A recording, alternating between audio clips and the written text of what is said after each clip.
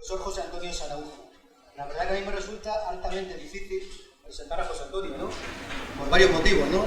Somos amigos, llevamos 4 años al frente de la Fundación Carolina compartiendo, yo diría que mañana, tarde y noche, de todo, ¿no? Cuitas y también proyectos muy atractivos, ¿no? Casi de todo. Casi de todo. Van a decir también la intimidad de este lugar, ¿no? Que no, le doy más que a mi mujer y a mis hijas, ¿no? José Antonio, pero en todo caso es un proyecto de la Fundación Carolina en estos 4 años altamente atractivo. José Antonio es una de las personas, ahora que no me oye, digamos, de las mentes más lúcidas que tiene la cooperación española desde hace rato. Hace mucho tiempo que llega siguiendo los temas de América Latina, los temas de cooperación.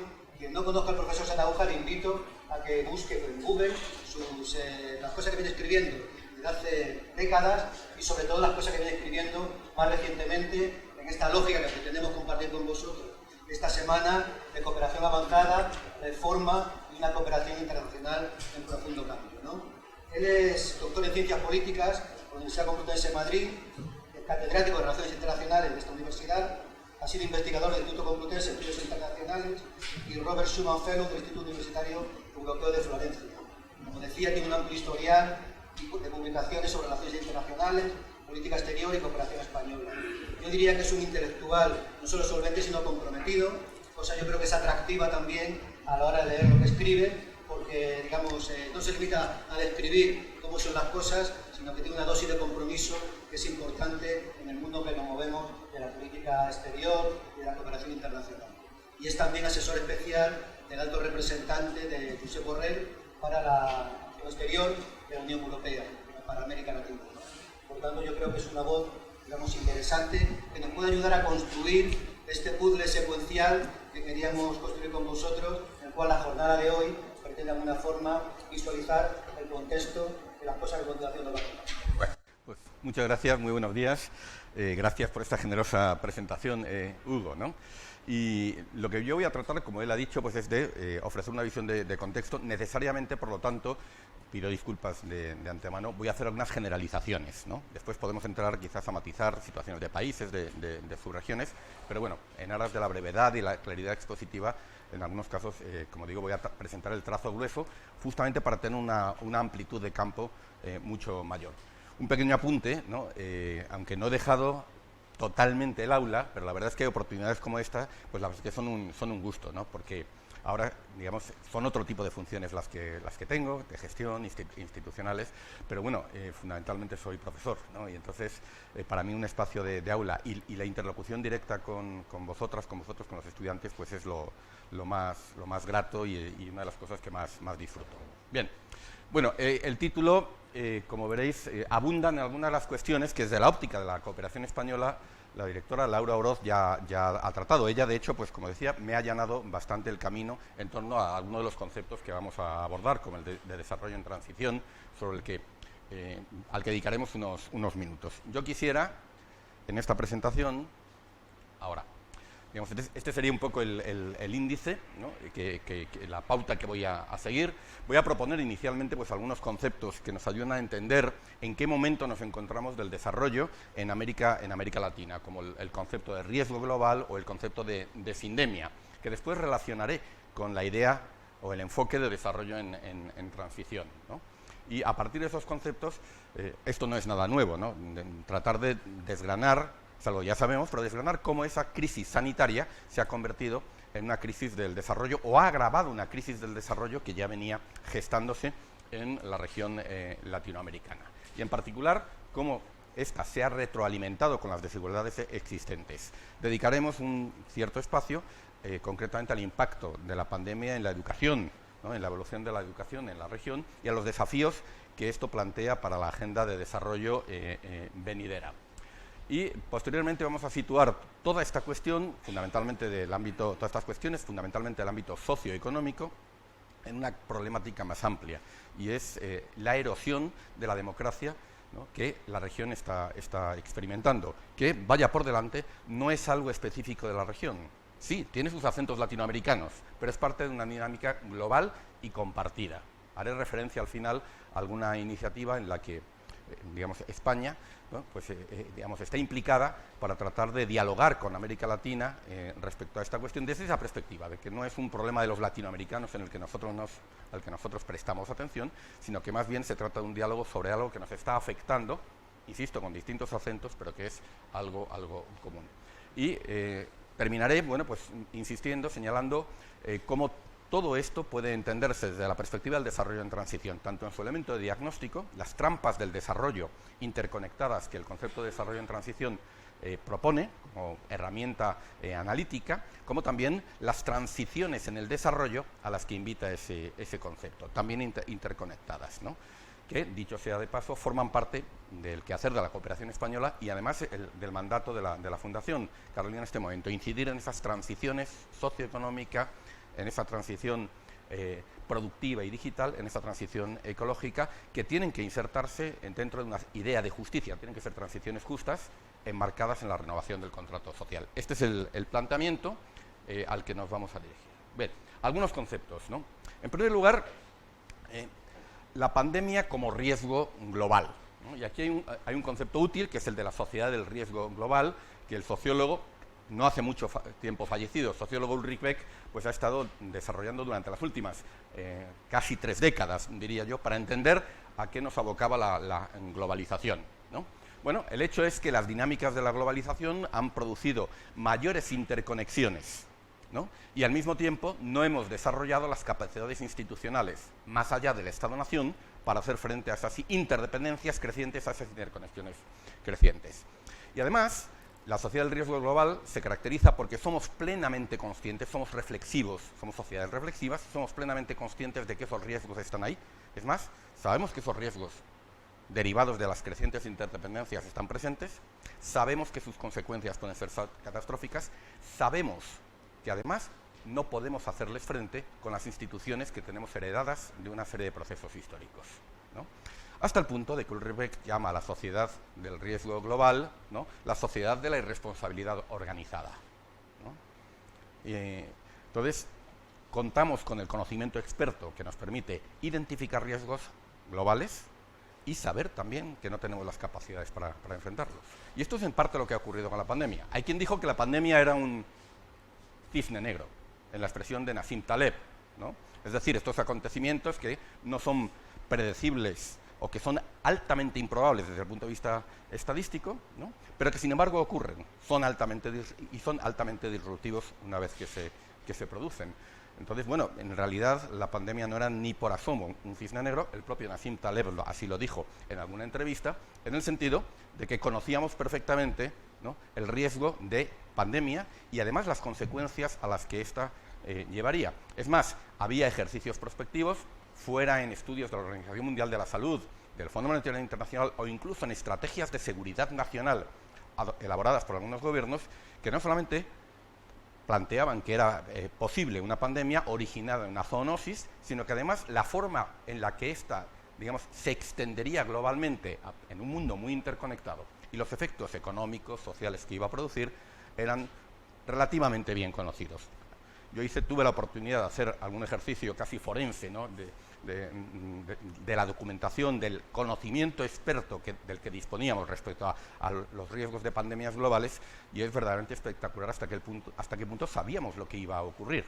Otra cosa es que se tomara conciencia de ello y que eso se tradujera en políticas, ¿no?, que nos permitieran mitigar el daño una vez que éste se produjera. Y pongo para ello, digamos, uno de los elementos que justamente, derivado de este concepto de sociedad del riesgo global, uno de los elementos que incidía en el desarrollo y los efectos potencialmente catastróficos de la pandemia era justamente el hecho de que había una alta interconexión derivada de la globalización, pero esa globalización se encontraba en crisis, desde luego, desde 2008, ¿no? Una de las cosas que la crisis del 2008 puso de manifiesto es que no teníamos los mecanismos de regulación, de gobernanza, de respuesta institucional adecuada, ¿no? Teníamos, por una parte, una sociedad de estados westfalianos sobrepasada por las interdependencias, por lógicas transnacionales y una capacidad multilateral muy reducida, porque las organizaciones internacionales, ¿no?, hemos querido que sea así, son subsidiarias, ¿no?, respecto a una sociedad de estados soberanos muy reacia a ceder atribuciones, a atribuir competencias a esos organismos para que puedan tener una respuesta efectiva. Eso se vio en 2008 y en parte lo hemos visto también con la pandemia, ¿no? Lo que hemos visto con la pandemia pues, es mucho nacionalismo epidemiológico, mucho nacionalismo de vacuna, mucha diplomacia de vacunas que desde luego no hubiera sido la respuesta que racionalmente hubiéramos deseado y que además sabemos perfectamente que con otros arreglos institucionales podíamos perfectamente haber tenido. No la hemos tenido porque hemos hecho elecciones, ¿no? Implícita o explícitamente. 3 muestras, ¿no?, de ello. Tenéis ahí un recorte del diario El País, de unos meses antes de la pandemia, reflejando, esto es parte del ejercicio forense que tuve la oportunidad de hacer, reflejando un estudio que había encargado la Organización Mundial de la Salud en consulta con otros organismos, ¿no? Así será nuestra próxima pandemia global. Es un texto, si no recuerdo mal, del mes de noviembre de 2018, ¿no? Y es espectacular, porque la descripción que hace de una pandemia de origen zoonótico y de cómo ésta se desplegaría, sus efectos económicos y sociales, coincide prácticamente con lo que ocurrió en el momento de la pandemia. Y esto no tiene por qué dar pie a teorías conspirativas ni nada por el estilo, ese tipo de tonterías, simplemente aplicar el conocimiento experto del que disponíamos. David Quammen, Spillover, este libro se publicó apenas unos meses antes de la pandemia. Se tradujo al castellano, lo tradujo Paidós, ¿no? Se titula Contagio, una vez que la pandemia se había producido, con lo cual, claro, fue un éxito de ventas. Antes no lo conocía prácticamente nadie. Es un libro espectacular. Analiza, ¿no?, la pauta de aparición de zoonosis, es decir, de enfermedades de origen animal, inducidas por una creciente presión ambiental sobre los hábitats, ¿no?, en la cual determinados patógenos pasan de los, digamos, cuando no hay, como son parásitos, cuando no hay, animales en los que alojarse, saltan con cierta facilidad al ser humano, mutan en el proceso y se convierten en letales. Entonces, bueno, lo que muestra David Quammen, David Quammen es un divulgador científico, pero lo que hace es recoger la evidencia acumulada en la ciencia sobre cómo estas zonas son más frecuentes y más intensas. Y hasta ahora, dice Quammen, lo que ha ocurrido con el Marburg, el ébola, con las gripes porcinas, es que el sistema internacional, la comunidad internacional, ha tenido relativamente suerte, se ha contenido a tiempo, ¿no?, o han sido relativamente poco transmisibles, pero eso no quiere decir que no pudiera haber otras que lo fueran, como es el caso del... Y The Coming Plague, de Laurie Garrett, otra divulgadora científica relativamente conocida, es un libro del año 1994. Y ya habla de la posibilidad de pandemias. Hay muchísimos ejemplos, son simplemente 3 casos, ¿no? Yo tuve la oportunidad de recoger, insisto, decenas de muestras, ¿no?, de estudios, de estrategias de política que mostraban hasta qué punto conocíamos todo esto, ¿no? Claro, la cuestión importante es que, como dice Ulrich Beck, el riesgo no es algo que se genera espontáneamente y se distribuye de forma aleatoria, sino que el riesgo se produce socialmente y se distribuye desigualmente en función de la posición de los grupos sociales, en función de la posición de los países, ¿no?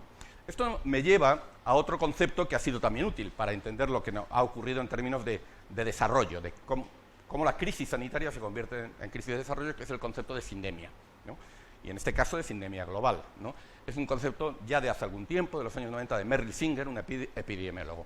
Y lo que dice Merrill Singer es que el impacto de una pandemia, de un virus, de un patógeno, no depende solo ni principalmente de la letalidad que pueda tener, de la transmisibilidad que pueda tener ese virus, sino, como es obvio para cualquier especialista en salud pública, de las condiciones sociales, ¿no?, de la sociedad, valga la redundancia, a la que este virus impacta. Por lo tanto, los factores de riesgo previos, ¿no?, son decisivos para explicar el impacto de una pandemia. Y esos factores de riesgo se dan tanto en el plano internacional, no es lo mismo poner sobre la mesa un ejemplo muy obvio, no es lo mismo poder financiarte en tu propia moneda, lo que Barry Eichengreen llamaba el privilegio exorbitante que Estados Unidos ha tenido con los arreglos de Bretton Woods, ¿no?, la capacidad de crear dinero y que sea aceptado, que sea digno de crédito, ¿no?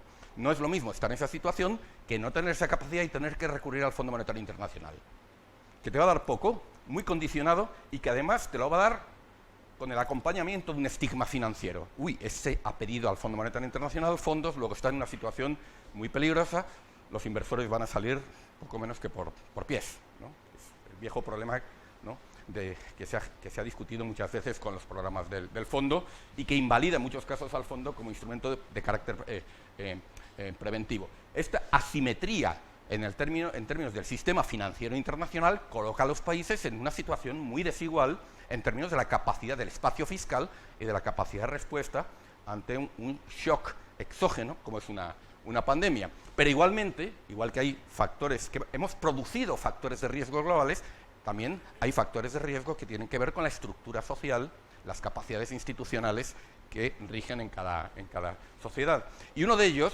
es, en particular, la desigualdad y la exclusión. Sociedades más desiguales son, obviamente, ¿no?, más vulnerables ante un virus. A todo esto hay que añadirle, introduzco también aquí otros dos conceptos que creo que son útiles para entender que esta pandemia no se produce en un momento, digamos, de estabilidad en el sistema internacional, sino por el contrario, es una pandemia que se produce en un momento en el que la globalización, entendida como una estructura histórica, está ya en crisis, ¿no? Y esa globalización en crisis se traduce, por una parte, en un multilateralismo impugnado y cuestionado, sea por naciones en ascenso, países emergentes que lo contestan, sea por fuerzas iliberales y de extrema derecha en otros países, como Trump, ¿no?, que no creen en el multilateralismo, que lo entienden como una expresión de la ideología globalista y que en nombre de la soberanía de las naciones intentan destruir, ¿no? Entonces, esa globalización en crisis, ¿no?, constituye lo que Antonio Gramsci llamaba un interregno, uno de estos momentos históricos, ¿no?, en los que las estructuras históricas se debilitan y hay mucho más espacio para la agencia de los actores sociales. Y esto puede ser tanto positivo como negativo, porque obviamente da más espacio a los actores sociales progresistas, para introducir agendas.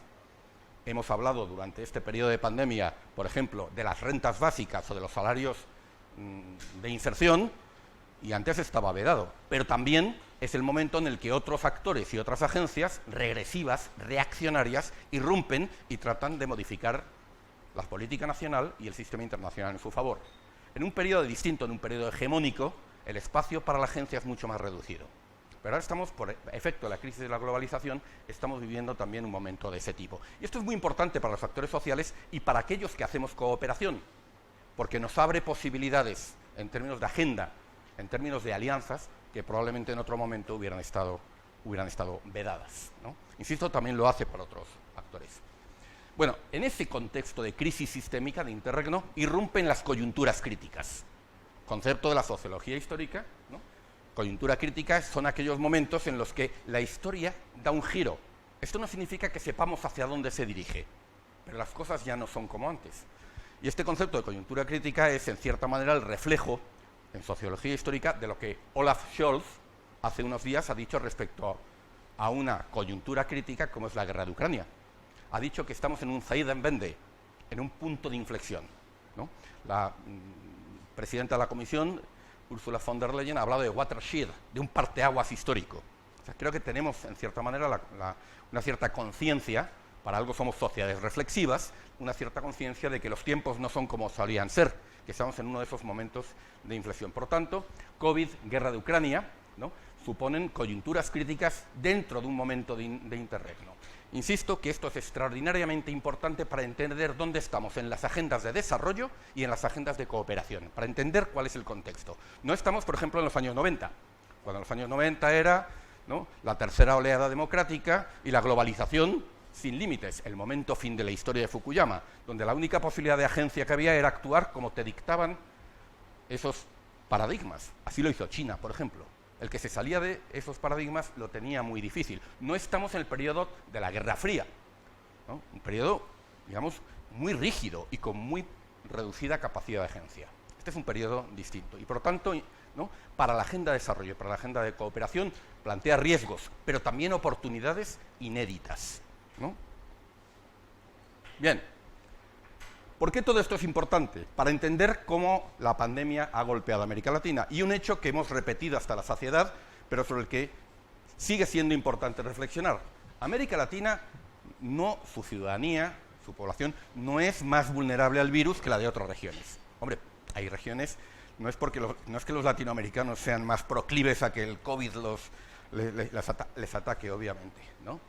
Bueno, podemos entrar en una discusión sobre las pirámides de población. Poblaciones más envejecidas tienen un rasgo de vulnerabilidad mayor que poblaciones más jóvenes. Sin duda, todo eso es importante. Pero no, yo creo que más allá de eso... Ahora, ¿por qué entonces América Latina, con el 8% de la población mundial, ha tenido el 30% de las defunciones? ¿No? O sea, y este es un dato que, insisto, repetimos casi de forma ya ritual, pero que debe llevarnos a una profunda reflexión, ¿no? Es decir, y desde luego no es porque los latinoamericanos, las latinoamericanas sean más proclives o más vulnerables a la letalidad, ¿no? O por condiciones fisiológicas, sino que son fundamentalmente factores que hemos producido socialmente, factores de sindemia, ¿no? Que tienen en parte que ver con la forma en la que América Latina se ha insertado en la sociedad del riesgo global, más vulnerable, más dependiente, por una parte, y por otra parte con unas estructuras sociales, con unas estructuras institucionales y unas capacidades, ¿no?, en términos de acción estatal, pues más reducidas, más limitadas. Y ello puede ser tanto por factores materiales como por factores ideacionales. Pongo un ejemplo. En meses antes de la pandemia se publica un informe bien conocido en ese área, que es el Global Health Security Index.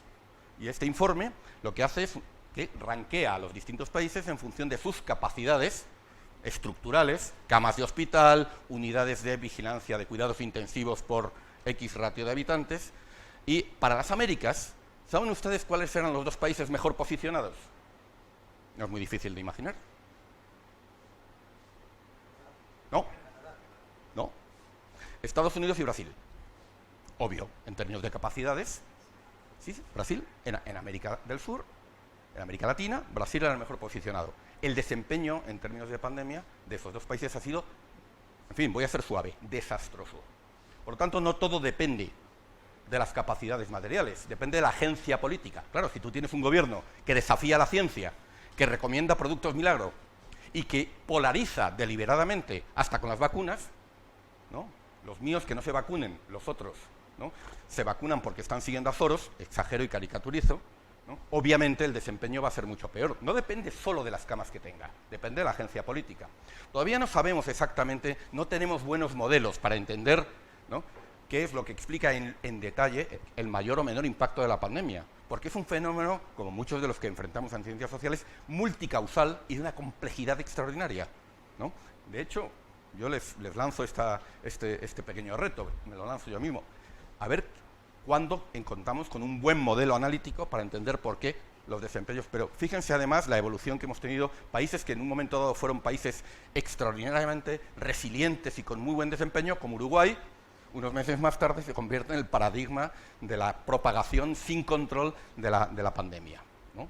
Es decir, que los porqués concretos, sí, quédense con la idea general, sindemia, las condiciones preexistentes, también tenemos que ser modestos y reconocer los límites de nuestro conocimiento. Sabemos que las condiciones preexistentes son determinantes, decisivas, pero cuando descendemos al detalle concreto todavía no tenemos buenos modelos analíticos. Pero al menos la intuición nos dice que, además de los elementos materiales, la agencia política ha sido un factor decisivo, ¿no? Y que la mala gobernanza, ¿no?, el recurso al populismo, a la polarización, la negación reaccionaria de la ciencia, pues han sido un factor más que ha incidido en el mal desempeño. Bueno, entonces aquí están estos datos y esta paradoja, ¿no?, de que con un porcentaje relativamente bajo, ¿no?, la proporción de defunciones haya sido muy alta. Y además con distintas oleadas. Esto es actualizado hace una semana el tracker de Financial Times sobre la incidencia de la pandemia. No voy a detener mucho, pero pueden observar ahí que el epicentro de la pandemia, como lo ha denominado la Organización Mundial de la Salud, ha ido evolucionando. Europa lo fuimos en la fase inicial, ¿no?, y en particular los autóctonos, los españoles, recordamos, digamos, cómo de repente explotó literalmente, ¿no? En muy pocas semanas, de no haber prácticamente casos, se convirtió pues en lo que es una pandemia y tuvo que decretarse un confinamiento, ¿no?, porque no había otra forma de enfrentarse y de aplanar la curva, como decíamos en aquel momento. Pero América Latina ha ocupado en varios momentos, al menos en 3 momentos, ¿no?, ha tenido 3 grandes oleadas y todavía nos preguntamos si realmente podemos hablar de una fase posterior a la pandemia. Sí, nos hemos desarrollado, tenemos fases de vacunación muy elevadas, pero ahora estamos encontrándonos con un repunte en muchos Y a esto hay que añadirle también un apunte. ¿Sí? ¿No se me escucha? ¿Sí? A ver.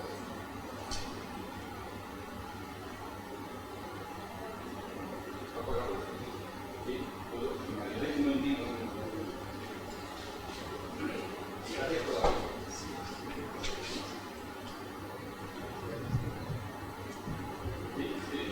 Ahora sí. Gracias. Bueno, los datos, simplemente también una precisión respecto a los datos, porque hasta ahora hemos estado, el tracker que habéis visto hace unos minutos está basado en datos oficiales, pero ya sabemos, ¿no?, que esos datos oficiales suponen un subregistro muy notable de la pandemia y que tenemos que recurrir, ¿no?, a los datos de exceso de mortalidad, ¿no?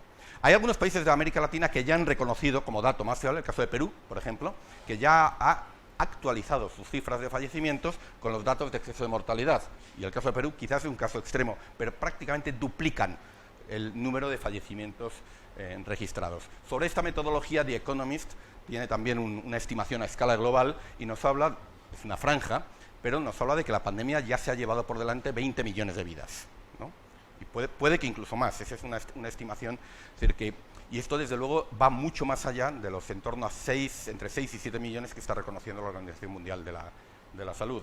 América Latina ha sido una región particularmente afectada por el problema del subregistro de los datos, ¿no?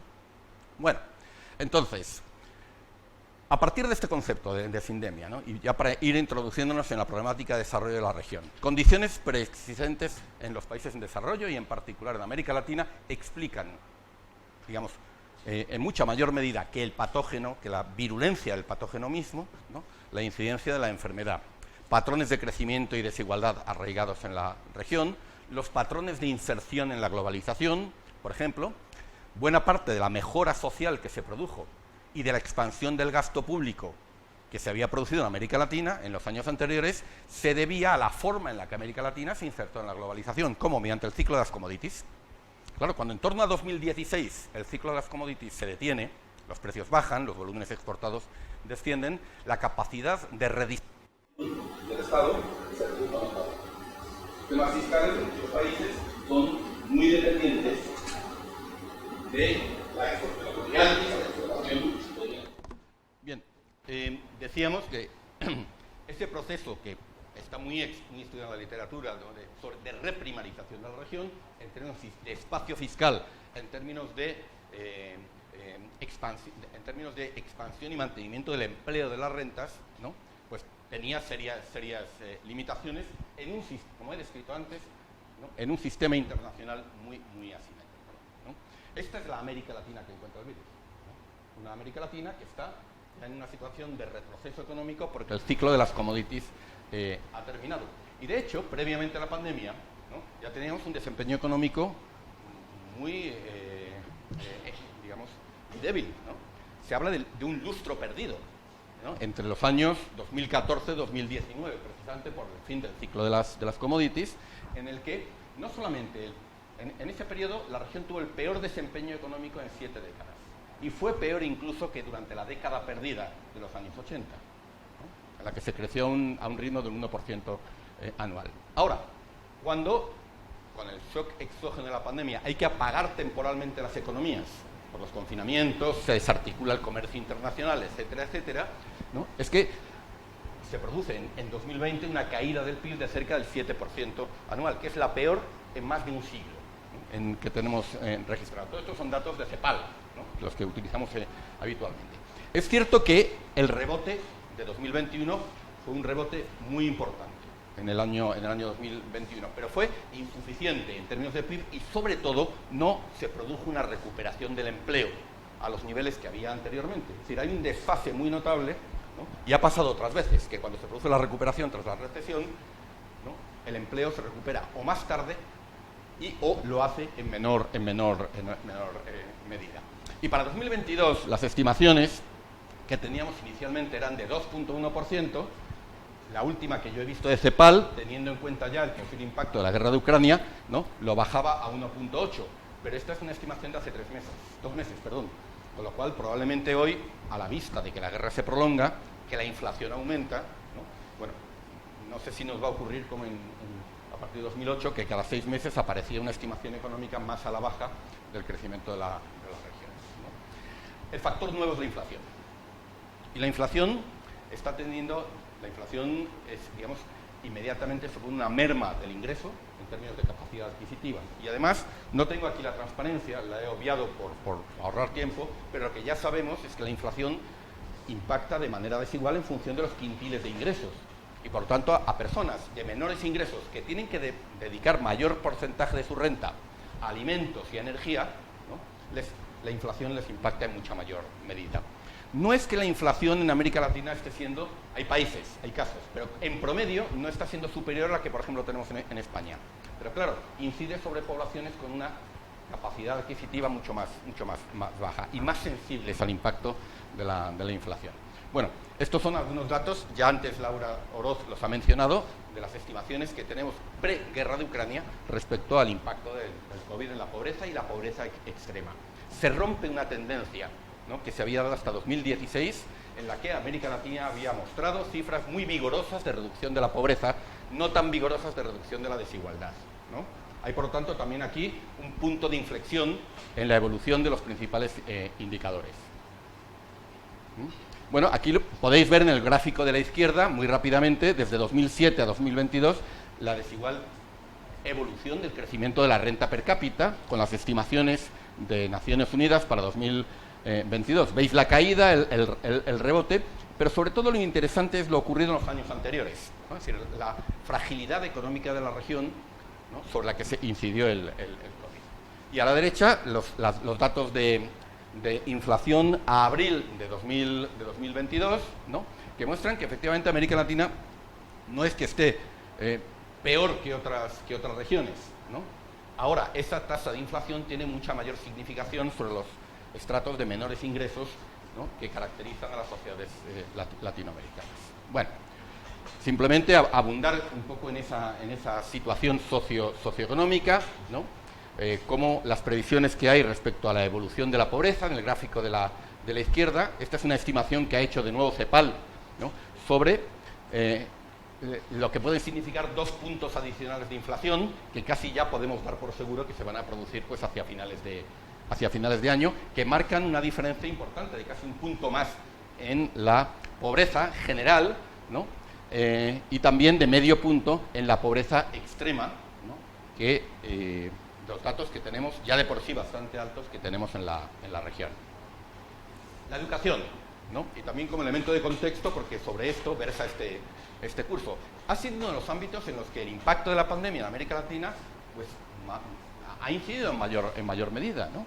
Es decir, prácticamente la totalidad del estudiantado de la región, en los distintos niveles, ha experimentado una interrupción de sus estudios.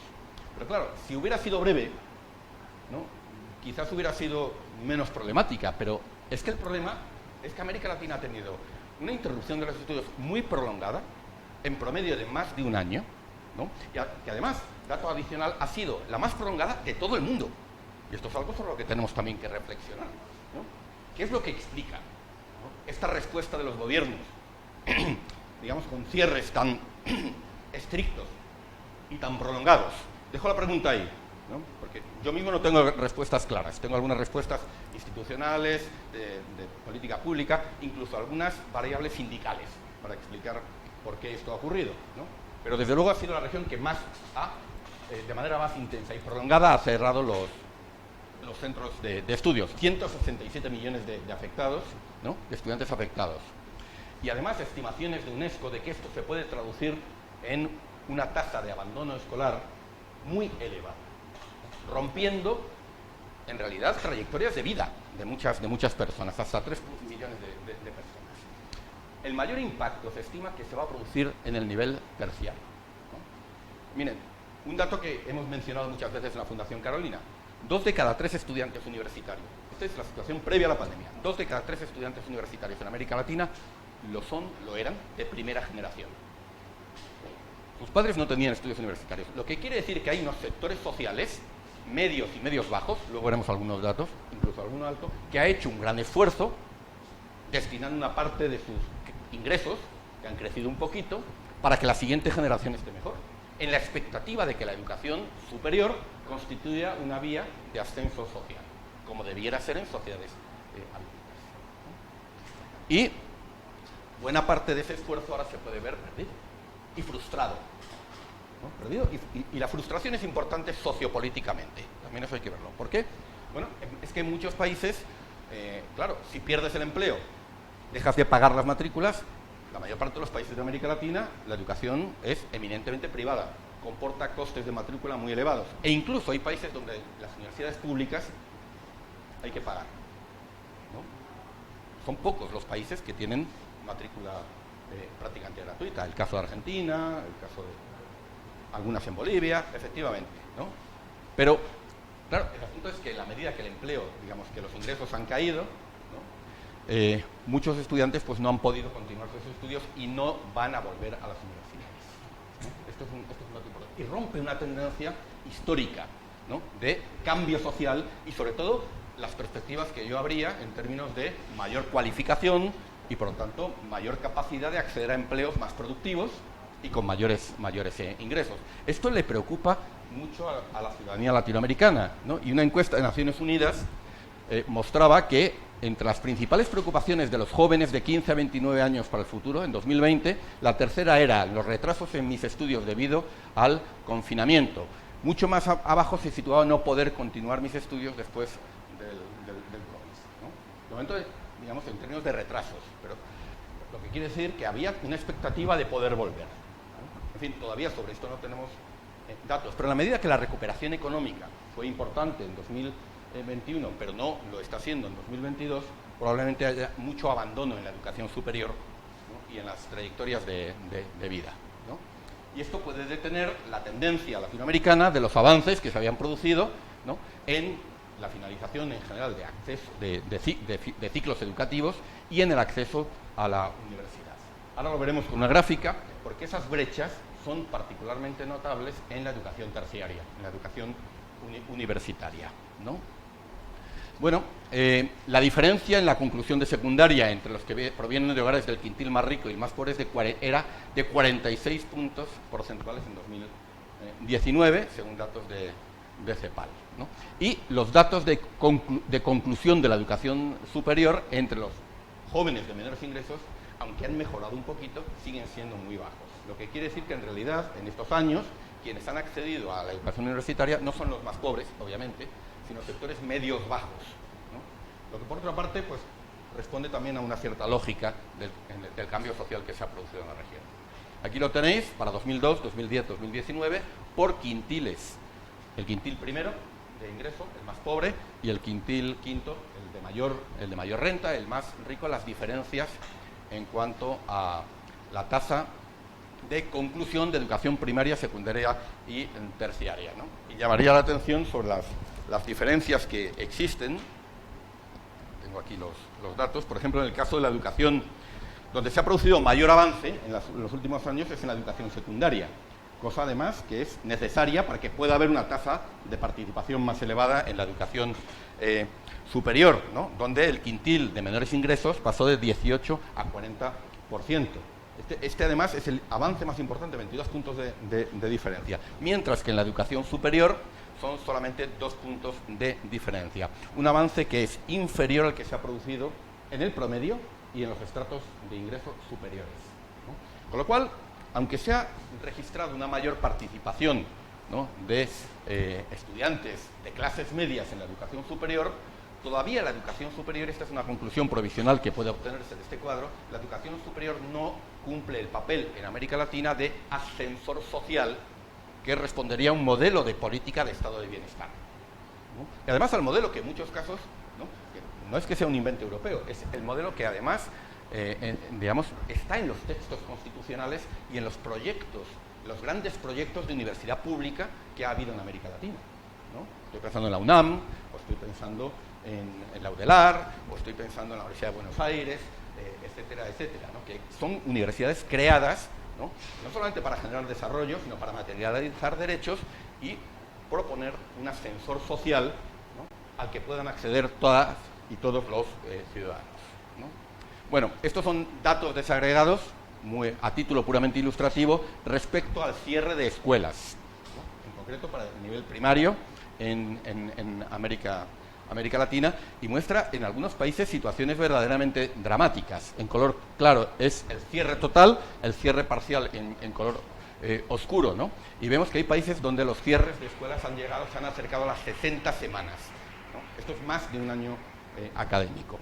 Y las consecuencias son, digamos, todavía no tenemos sino estimaciones respecto a las consecuencias de estos cierres de escuela, ¿no? Que además han estado desigualmente distribuidos. Piensen que en muchos casos de estos cierres se han pretendido paliar con educación por vía digital, ¿no? Una suerte de digitalización de emergencia, que se ha hecho como se ha podido, con la mejor de las intenciones y probablemente digamos, el mayor de los compromisos de las autoridades y de los profesionales. Yo esto no lo discuto.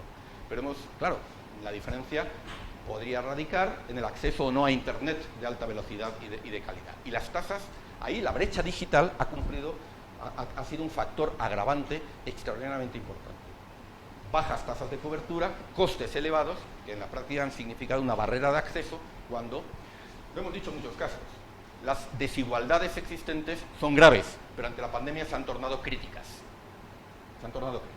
Y esta es una de esas muestras. La brecha digital, como expresión de una desigualdad digital, se torna crítica cuando la pandemia llega. Aquellos que disfrutaban de hogares con comodidades, con buen acceso a Internet, con libros, recursos educativos, pues obviamente han podido seguir la educación. La interrupción les ha dañado en mucha menor medida quienes vivían en situación más precaria y con menos acceso a Internet. En términos comparativos, aquí tienen las cifras de América Latina respecto a otras regiones. Y esto, de nuevo, es una cuestión sobre la que tenemos que reflexionar en términos institucionales y de política pública. ¿Por qué en América Latina? Cierto es que la pandemia ha golpeado en mayor medida, pero ¿por qué en América Latina los cierres han sido tan prolongados? ¿Qué es lo que pasa ahí? ¿No? Yo no tengo una respuesta clara, simplemente invito a la discusión. ¿Qué factores institucionales, políticos, qué papel han tenido los sindicatos de los maestros y los trabajadores públicos? ¿Qué papel han tenido las familias? ¿Cómo han reaccionado las sociedades a la pandemia y por qué lo han hecho de esta manera a diferencia de otras regiones, ¿no? Hace unos días The Economist publicaba un survey, un informe extraordinariamente interesante sobre el impacto de la pandemia en la educación global, y utilizaba la palabra catástrofe, ¿no? Bueno, no es precisamente un medio de comunicación sensacionalista, ¿no? Pero realmente es que es una auténtica catástrofe la que se está produciendo. Y aquí tienen, digamos, el dato más significativo es el que aparece. Los datos de la izquierda son, de nuevo, los datos de cierre de escuelas. Los que están a la derecha son los que se refieren a la proporción de niñas que no pueden leer y entender un texto sencillo a la edad de 10 años, en los países de ingreso mediano y bajo, ¿no? Tienen el índice para 2019 y el índice estimado para 2022, basado en simulaciones que ha conducido el Banco Mundial, ¿no? Que ha encargado el Banco Mundial, y donde observamos mayor diferencia es en América Latina y el Caribe. Claro, peor está África. Y África tenía una posición de partida, pero vamos a ver, no me malinterpreten, no es el comparador. Por nivel de renta, por desarrollo institucional y por coberturas del sistema educativo, debemos dejar a África subsahariana fuera de la ecuación. América Latina se sitúa en otra liga, por decirlo así. Luego esto también, ¿no?, da la idea de que, nos da una estimación de que ese impacto ha sido verdaderamente catastrófico en términos de educación y nos marca una prioridad importante para el desarrollo. Un pequeño paréntesis, y esto en alguna reunión en la que ha estado presente también Laura lo hemos comentado. Cuando pensamos en la cooperación con países una cooperación avanzada, con países de desarrollo en transición, etcétera, etcétera, dábamos por supuesto que la educación ya era una área, digamos, en la que la cooperación no tenía que incidir, que teníamos que ir a la ciencia y la tecnología, a sectores más avanzados. Cuidado, hay que volver. No hay que volver proporcionando financiación, en modo alguno. Los países de la región, América Latina, tienen las capacidades, pero sí tenemos que cooperar, ¿no?, respecto a qué podemos hacer para hacer frente a estas brechas. Estas brechas, aunque en menor medida, también las tenemos aquí, también ha habido rezagos. ¿Qué podemos hacer en materia, por ejemplo, de digitalización? Para que la digitalización no significa una barrera de acceso adicional para aquellos que ya tienen dificultades, sino que sea una digitalización inclusiva. No lo ha sido en la pandemia. No ha sido inclusiva. En términos generales, hay experiencias que muestran lo contrario, pero en términos generales no lo ha sido. ¿Qué tenemos que hacer para que la digitalización sea inclusiva? Bueno, estos son datos de PISA, ¿no? de 2018, que indican cuáles eran las brechas previas, ¿no? que existían por niveles de ingreso, para una muestra de 10 países de América Latina. Simplemente para ilustrar que el punto de partida, bueno, PISA es muy debatido, no voy a entrar en esta discusión, pero para algunas cosas sí sirve, ¿no? en términos de competencias básicas, por ejemplo, en lectoescritura, en competencia lectora, que es a lo que se refiere, ¿no? Mientras que la OCDE, que tampoco es que esté como para tirar cohetes, tenía un 24% de los estudiantes de 15 años, ¿no? con carentes de comprensión básica en competencia lectora, ¿no? Esa proporción era el doble en América Latina previamente a la pandemia, ¿no? Entonces, sobre esta situación es la que la pandemia incide, vamos a perder, por ejemplo, en 10 años, 8 años, perder un año entero de escolarización, pues obviamente tiene efectos muy... Lo que también sabemos, ¿no? y quienes estamos en el medio universitario, no estábamos preparados para la continuación de estudios en línea, ¿no? Por lo tanto, la lógica de universalización del acceso digital a la educación es una tarea perentoria, ¿no? 2019, niñas, adolescentes y jóvenes entre 5 y 20 años en América Latina, de los 10 países antes considerados, vivía en hogares que no tenían acceso a Internet. Sobre esa realidad es la que incide el COVID. 32%, ¿no? De la población de América Latina no tiene acceso a Internet, según los datos del Latin American Economic Outlook del 2020, que se centró justamente en el papel de la digitalización en la economía, la sociedad y la educación, ¿no? Y además ese desigual acceso obviamente está fuertemente ligado a las disparidades en términos de nivel de ingresos, ¿no? 40 puntos porcentuales de diferencia en el acceso a Internet entre el quintil más rico y el más pobre, ¿no? Esa es la brecha, una cifra, ¿no? que da idea del alcance de esa brecha digital, mientras que en la OCDE, que insisto, también tenemos una brecha, esa diferencia es de 25 puntos. Bueno, si América Latina, y ahora incidiré más en eso, se sitúa en una suerte de trampa del desarrollo, ¿no?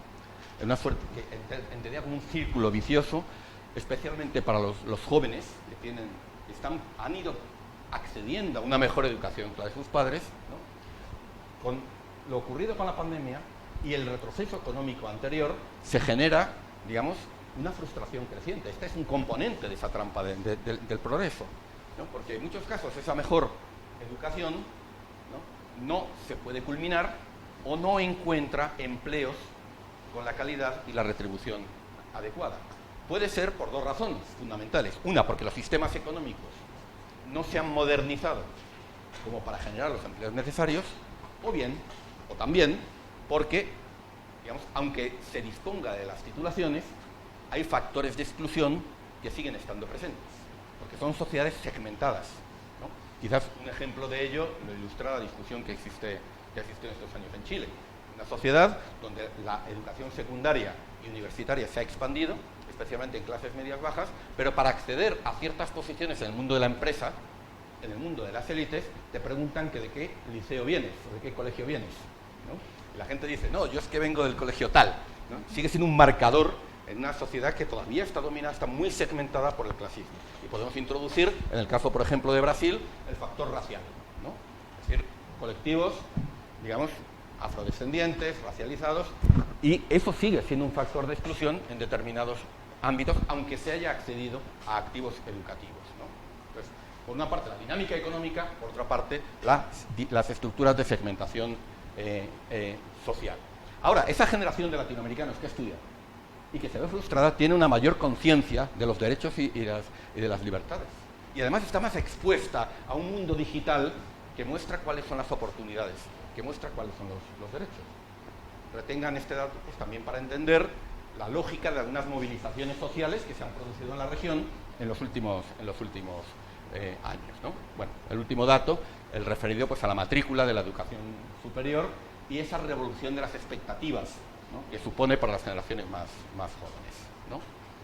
algunas precisiones sobre todo esto. Parte de esa mayor cobertura de educación superior tuvo lugar en instituciones privadas de mala calidad.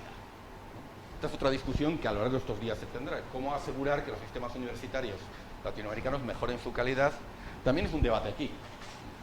Ahora hay un proyecto de ley de universidades que endurece los requisitos para la creación de una universidad y para que no se pueda crear una universidad en un garaje, por decirlo de una manera muy gráfica. Y hay quien se resiste, ¿no? Porque con muy poca inversión y sin hacer investigación, que cuesta mucho dinero y no ofrece rentabilidad, cree que puede organizar una universidad.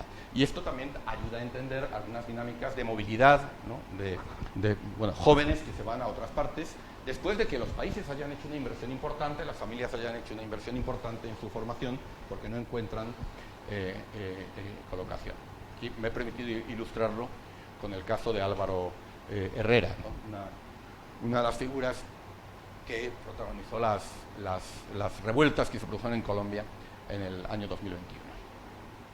Y para ir avanzando, todo esto hay que situarlo en un contexto más amplio. Hasta ahora hemos hablado de aspectos socioeconómicos, hemos hablado de la dimensión educativa, pero esto se sitúa en un contexto de creciente desconfianza ciudadana hacia las instituciones, hacia las políticas públicas y de erosión de la democracia, que de nuevo es un fenómeno de alcance global, ¿no? Y lo ilustraré con algunas. Hace unos días The Economist publicaba un informe especial, ¿no? Cómo las democracias decaen, parafraseando el título del libro de Levitsky y Murillo, ¿no? De cómo mueren de Ziblatt, perdón, de cómo mueren las democracias, ¿no? Cómo las democracias decaen, ¿no? El aviso que viene de América Latina. Bueno, hubo la propia elección de la portada y de la temática generó cierta polémica porque pareciera que la erosión de la democracia era un problema latinoamericano, que un cierto eurocentrismo. Por eso me he permitido poner al lado la otra imagen, ¿no? Porque viniendo de un medio anglosajón, no estadounidense, pues en fin, resulta un poco llamativo que se ponga el acento. Cierto es que The Economist lleva mucho tiempo también publicando estudios y análisis sobre el problema de la democracia en las sociedades avanzadas, ¿no? Bueno, pero el hecho es que tenemos una situación de amplio malestar en la democracia en todo el mundo, que se expresa en una crisis muy amplia de representación, partidos políticos que tienen muy escaso seguimiento, fragmentados, ¿no? Hay sistemas políticos en América Latina que han llegado a niveles de fragmentación verdaderamente extremos, como es el caso del Perú, ¿no? Lo vimos en las últimas elecciones, lo que produce además el fenómeno de que quienes llegan a las elecciones en segunda vuelta presidenciales en realidad han sido votados por muy poquita gente en las elecciones anteriores, o representan partidos que tienen muy pocos asientos, escaños en los parlamentos, lo que hace que después la gobernabilidad sea extraordinariamente difícil en una región muy necesitada de reformas que tienen que pasar por los legislativas. Protestas, ¿no? Estamos en una nueva etapa, en una nueva era de protestas generalizadas, ¿no? Y esto es importante recordarlo. Por supuesto hay una línea roja que es la violencia, pero que son una legítima expresión democrática, ¿no? El derecho a protestar y a manifestarse. La aparición y ascenso en todo el mundo de fuerzas y partidos iliberales y de lo que con un colega de Udelar llamamos la ultraderecha neopatriota, una modelización que hemos propuesto en el debate sobre las nuevas derechas. El hecho es que América Latina no es una excepción dentro de un ciclo de retroceso de la democracia a escala global que las encuestas están poniendo de manifiesto, ¿no? Me gusta citar con esta imagen de la derecha esa película de culto, ¿no? Que es Blade Runner, y recordarán su monólogo final cuando aparece el replicante, ¿no? El último que escapa, ¿no? A la persecución implacable de el jefe de los replicantes, efectivamente, y dice al final: he visto cosas que nunca creería, y se he visto naves ardiendo en la constelación de no sé dónde, de Orión, ¿no? Pues gracias. Y especialmente para nuestra generación, ¿no? Y bueno, yo tengo que decir que he visto cosas que nunca creería, ¿no? Porque si me cuentan hace 2 años que hubiéramos visto esto, ¿no? Las turbas ultraderechistas asaltando el Capitolio, azuzadas por el presidente saliente, y como estamos corroborando, no sabiendo, sino corroborando en estos días con las audiencias que se están produciendo, como parte de un plan de un auténtico golpe de Estado, en el que afortunadamente Mike Pence hizo lo que debía hacer, porque si hubiera hecho otra cosa no sé de qué estaríamos hablando. Ahora, ¿sí decías? Bueno, y lo que podemos ver, ¿no? Porque claro, yo también pensaba que en el pleno siglo XXI no iba a haber una ofensiva generalizada con cientos de tanques a través de las fronteras en Europa, y sin embargo está pasando, ¿no? Y tampoco pensé que el Brexit fuera a ocurrir y que Trump fuera a ser elegido y que Bolsonaro y que todas estas cosas. Entonces, bueno, cosas que nunca creeríais. Pero esto no es la discusión de hoy, pero no son cisnes negros. No son simplemente la coincidencia de acontecimientos infaustos que se producen en un determinado momento, sino que son la expresión de fenómenos más estructurales, ¿no? Esa crisis de la democracia es un ciclo que tiene que ver con descontento social generalizado, que tiene sus expresiones diferenciadas en cada lugar, también en América Latina, pero también tiene sus expresiones en Europa y en los Estados Unidos.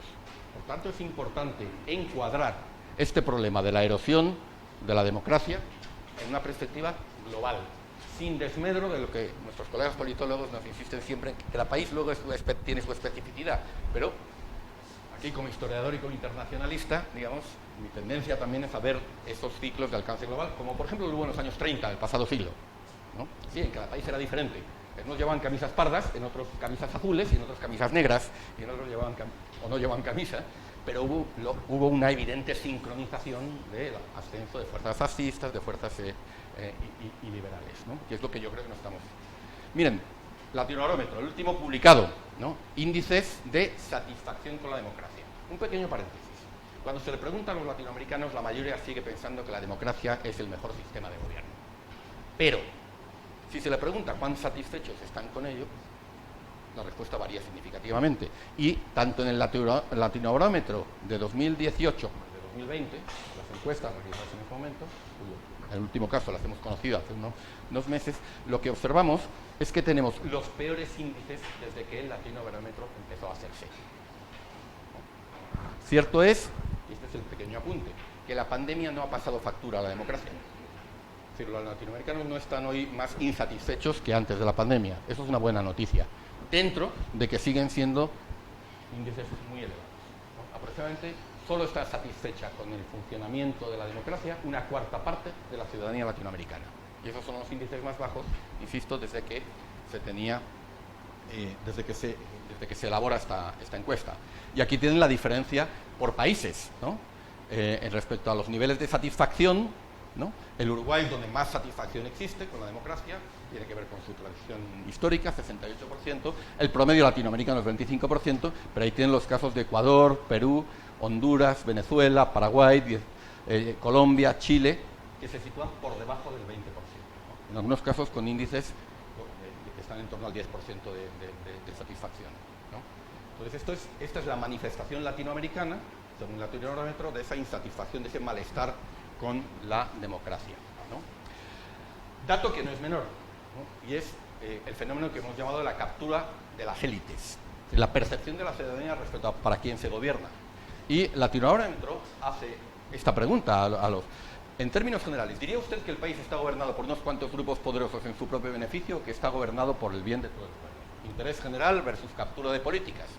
Esta pregunta la hace Latinobarómetro coordinado con su matriz, que es Ipsos Mori, ¿no? Y entonces vamos a ver luego la comparación con otros países. Eso también es muy interesante. Entonces vemos solo el Latinobarómetro y no lo vemos en su contexto, pero el Latinobarómetro alimenta lo que Mori hace a escala global y hacen la misma pregunta. Y vamos a ver el caso de España, el caso de Francia, el caso de Estados Unidos. Bueno, aquí lo ven, en torno al... No es el índice más alto, estuvo en el 79% en el Latinobarómetro 2018, pero igualmente, ¿no? Digamos, 3/4 partes de los latinoamericanos piensan que los poderosos y los ricos gobiernan para su propio beneficio. No estoy discutiendo si es verdad o no, pero esto es lo que la percepción, y la percepción en política es la realidad, en muchos casos, como se dijo en una campaña electoral hace algunos años. Bueno, a partir de aquí, Ipsos, Mori, digamos, tomando una muestra de países muy amplia, ha elaborado 2 índices. Esto es muy reciente, desde hace un año, estos datos de encuesta, ¿no? Entonces, han elaborado un índice de sistema fracturado, sistema político y social, basándose en 5 declaraciones sobre las que se pregunta a los encuestados. La economía de mi país está amañada para favorecer a los ricos y poderosos, los partidos tradicionales y los políticos no se preocupan de personas como yo, para que se arregle el país necesitamos un líder fuerte que se salte las reglas, ¿no? El país necesita un líder fuerte que lo saque de las manos de los ricos y los poderosos, de esa plutocracia a la que, ¿no?, los nuevos antiglobalistas impugnan, aunque luego no hacen nada, ¿no? Aquí es un discurso hasta de Vox. Hay una plutocracia mundial que se reúne en Davos y nos domina y gobierna en su propio beneficio. Luego en la práctica le bajan los impuestos, ¿no? Pero los expertos de este país no saben cómo vive la gente como yo, porque la rebelión contra las élites es también contra los especialistas, a los que se percibe como expresión de esas élites interesadas, ¿no?, que gobiernan en su propio beneficio. Y bueno, para un promedio anual sobre 5 de 2,77, ¿no?, lo que vemos es que hay un buen grupo de países latinoamericanos donde la percepción del sistema fracturado es mucho mayor que el promedio, ¿no? Colombia, Perú, Brasil, Chile, ¿no?, México, etcétera. Pero no es un problema latinoamericano, encontramos otros países, ¿no? Esto es lo que yo también quería subrayar con este cuadro. Y este índice, esta es una novedad del último informe de Ipsos, lo que propone es un índice de populismo, ¿no?, que en realidad yo creo que no es tanto un índice de populismo como un índice de propensión o de oportunidad al populismo. Es decir, son unas condiciones de estructura social, de percepción, de condiciones sociales, que crean un caldo de cultivo adecuado para que aparezcan, terminología de ciertas escuelas de ciencia política, para que aparezcan emprendedores políticos que saquen tajada, ¿no?, digamos, que conviertan ese malestar con la democracia, ¿no?, en agencia política, ¿no?, y tengan éxito electoralmente, que en otro momento de mayor satisfacción, de mayor cohesión sociopolítica, de confianza en las instituciones, no hubieran tenido éxito, y sin embargo ahora sí tienen éxito. Y esto es importante para entender el éxito de los Trump, los Bolsonaro, los Orbán, los Vox, etcétera, etcétera, etcétera, ¿no? Y este está basado en 5 declaraciones por las que se encuesta a la ciudadanía en estas casas. La principal brecha en nuestra sociedad es entre los ciudadanos comunes y la élite económica y política. No es entre izquierda y derecha, sino entre pueblo y casta, ¿no? Las élites económicas y políticas no se preocupan por las personas trabajadoras, los políticos siempre terminan encontrando maneras de proteger sus privilegios, los políticos deberían poder decir lo que piensan independientemente de los demás piensen sus opiniones. Traduzco, nada de corrección política, aquí lo que hace falta es gente que hable a gente como yo, la retórica plebeya a la que recurren muchos de estos emprendedores políticos, perdón. Los problemas políticos más importantes en el país deberían resolverlos directamente las personas a través de referéndum y no mediante los funcionarios electos, ¿no? Pero esto también es este recurso a la democracia directa, porque las estructuras de intermediación, ¿no?, de representación, no son confiables, tienen su propia lógica, etcétera, etcétera.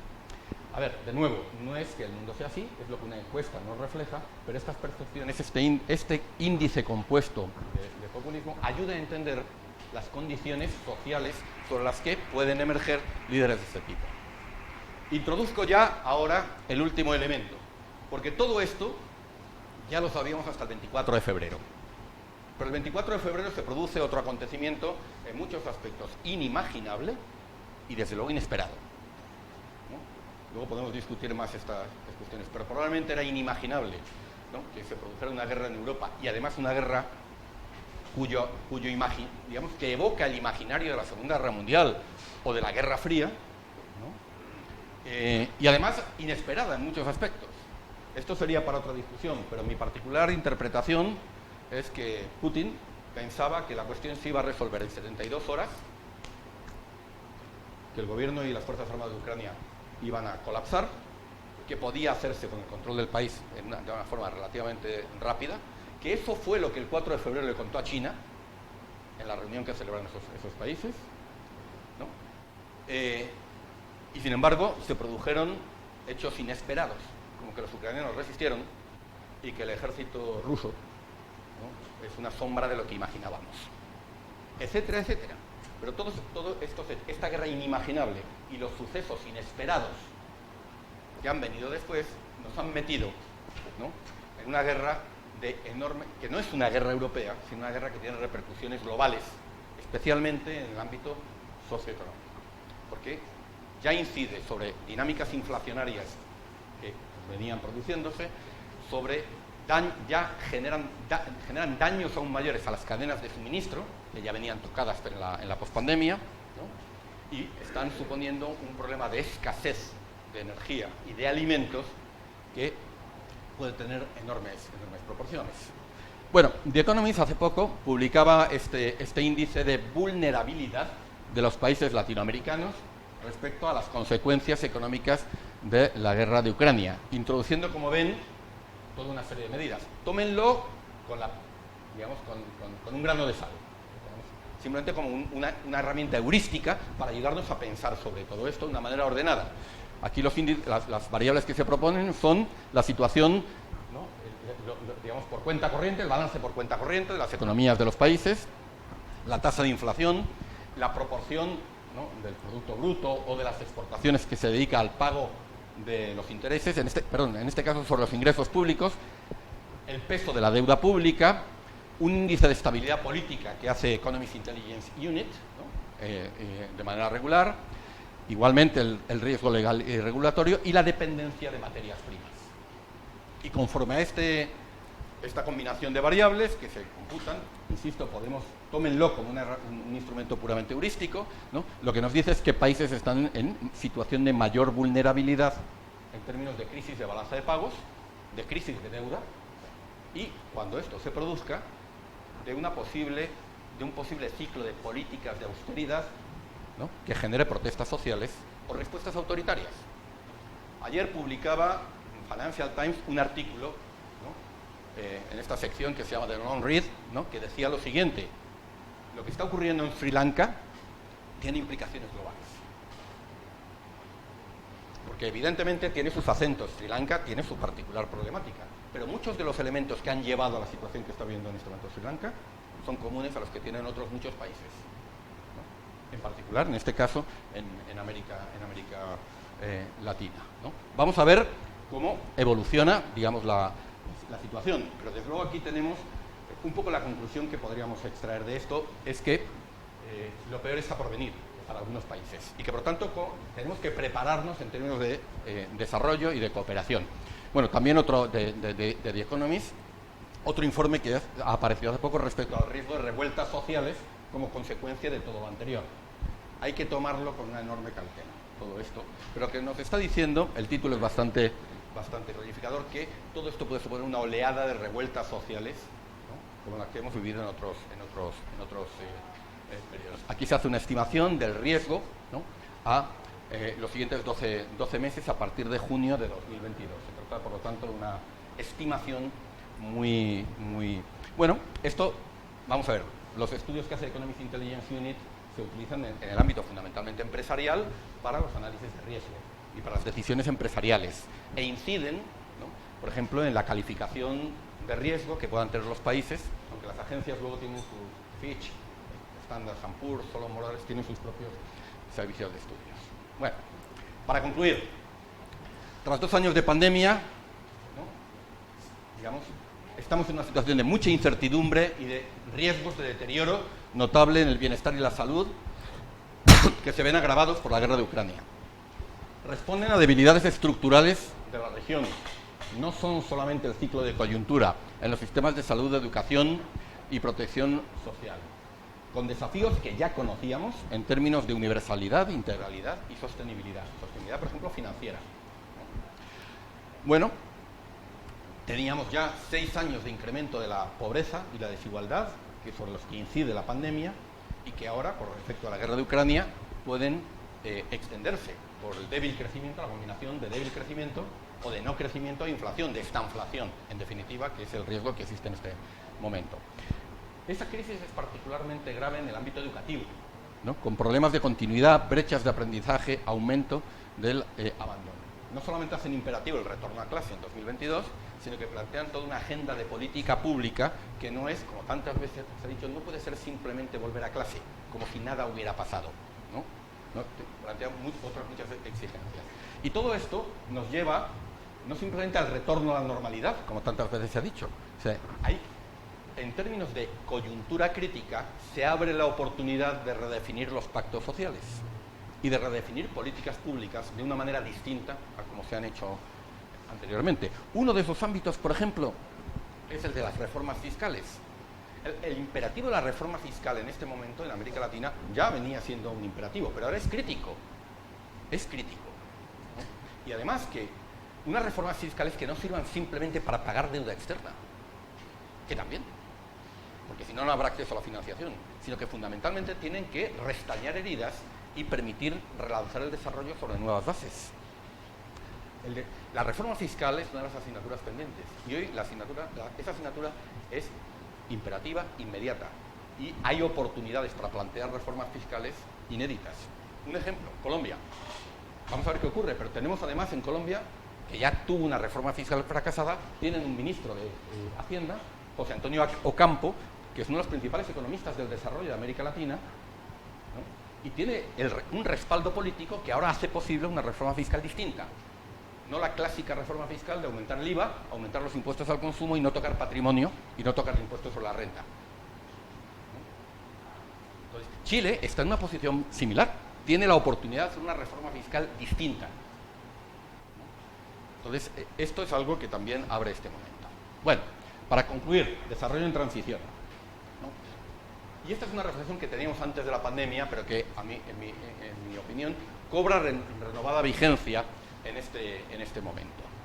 En la medida que partimos de esas ideas, la pandemia es una pandemia de desigualdad, que necesitamos una recuperación transformadora que también suponga una renovación democrática, no pueden estar desligadas ambas cosas, que requerirá esfuerzo nacional, pero también tendremos que movernos en el plano multilateral y de la cooperación internacional y regional, que ha de ser clave, ¿no? Y que debemos verla como una coyuntura crítica, como oportunidad para plantear agendas, propuestas que en otro momento habrían estado vetadas.